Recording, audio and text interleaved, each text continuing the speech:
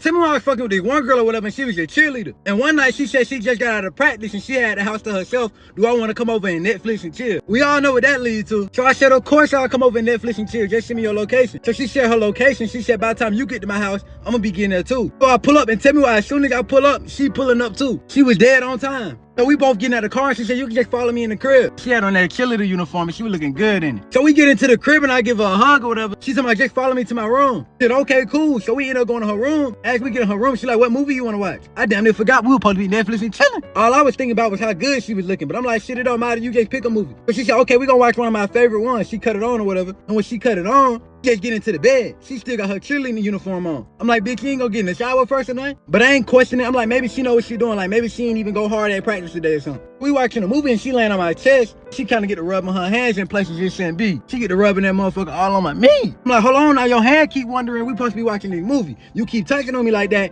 you gonna get to eating something instead of watching something. She got to laughing and she said, boy, the only way I'm gonna eat that shit is if you eat my shit. I said, shit, okay. I said, shit, I'm finna turn into a munch or something then. I want that head. So I tell her, like, matter of fact, you just go first and afterwards I got you back.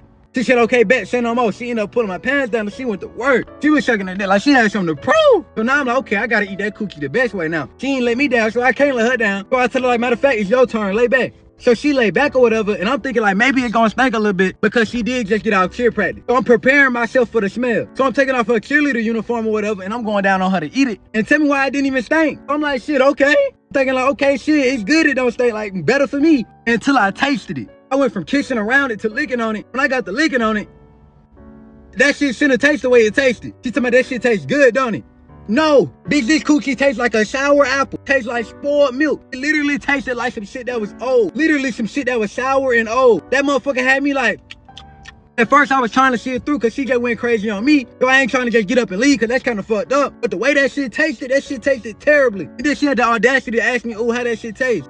Terrible. I done ate cookie before when this shouldn't taste the way this shit tastes. This shit tastes so bad I ended up telling her like, I ain't gonna lie, like my tongue kind of hurting. I gotta finish this later.